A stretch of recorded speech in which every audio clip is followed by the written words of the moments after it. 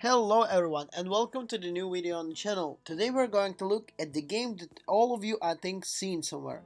Maybe on YouTube, maybe on Instagram, Shorts, whatever, TikTok. But this game gained a lot of popularity. Why? Because it is about cats. Oh, and it's a very cute ginger cat in this game. Well, I'm talking about the game called Stray. And if you don't know this game, well, this review is going to be for you. And maybe if you've seen something about it, but you want to know our opinion, what we're gonna say about it, well, then check if you're subscribed to our channel because it really helps us a lot.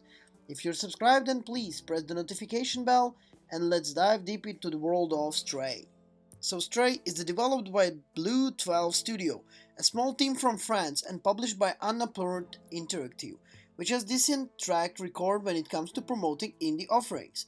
And to be fair, Stray does have a lot of interesting qualities. The charm that make game looks a lot fun for any pet lover. At the same time, there is a lot of numbers of issues that cannot be really go and passed through.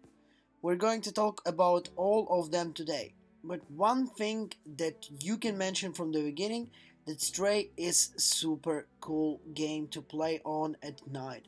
When you're coming after a tired day, when you just want to enjoy your time in gaming. It has something really cool and old stylish about it, where you feel like you're literally playing the game, living the experience.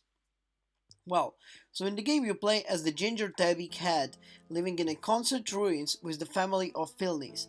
An unfortunate incident spreads them and far away from the family, dipping into the really big massive underground cityscapes. You learn very quickly that the streets are hostile, serving as a host swarms murderous creatures called Zergs, which look like a chaotic head from something like a Half-Life you would see. After a few close encounters, you come across a sapient drones, then communicate with who become your companion through the adventure named B12. The drone serves as something that will help you a lot in your game.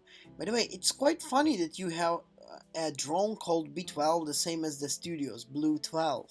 Yeah, you got it. A little Easter egg literally inside of the main character of the game.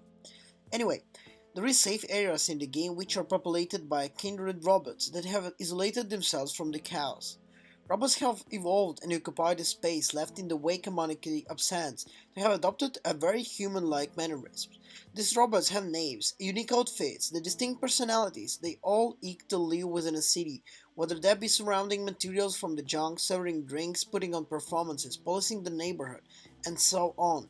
Many of them have tasks they want to be completed, which they were more than happy to tell you about. It's up to you to solve these problems for them by acquiring materials, destroying cameras, or engaging in letting trading quests for something they want. Some of these tasks are optional, but they're not. You must explore each new area and interact with the new robots, with NPCs, and to learn that and do that, you have to move a lot with your small little funny cat. For example, you may smash some security cameras for a group of punk robots and be rewarded with the cassette tape, which you can make use up until you find an old boom box in the other part of the town. This is Stray's core gameplay loop. Explore, solve puzzles, complete objects, acquire key items, and ultimately move to the next zone to do more of the same. This is not a bad thing. I found explanation and movement to be quite relaxing, and the setting to be surprisingly gripping. Stray evolves to be one of them in like something like Nier Automata, Soma, or something with more camp and former dread later. One of the Stray biggest strengths is platforming. True, these actions are as simple of jumping ledge, crawling through an air duct, but you have to remember that you are moves. You're not a double jumping to reach a higher floor, doing a power dive, or using the zip line. Instead, you're gingerly hopping with your tiny. In Stray's defense, the game offers a lot of climbable environments, so it's rare to find yourself in a situation where there are no vertical options or whatsoever. Likewise, the scripted gameplay jumping can be platforming simple and satisfying, since your cat reliably jumps exactly when needed, so you don't need to fuse over the distance or timing. On occasionally, you may get stuck in some of the corners or edges, where running into them will perhaps do an uneven plane mapping. This is thankfully one of those things that you can enjoy in the game. This holds true of the cat interactions in the game. Environments feature elements like pillows, close curl, sleeps, and walls on carpets. Something that you can drop, and whatever. What I don't like that you can do these actions only in generated spot, like I said. So, a very cool feature that you all missing is mowing. Oh god. On the other hand, it's a really perfect example what you like to see more of. You can do it in any time, in any cutscene, anywhere. It's largely skeptical. It can be used to attract threats in some cases, but the vast majority of the time, you just use it for no reason. You just enjoy being a cat in this game. It's adorable, and I wish there was more interactions, some other cats movements, and at least more of them at least, if you know what I'm talking about if you play the game.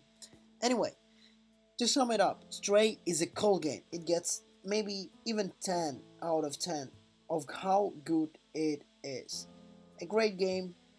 So, if you sum up, it gets 9 or even 10 out of 10. Small things that needs to be adjusted, but this is an indie game that became so great. Thank you everyone for watching this video, and I hope to see you in the new review from us. Ciao.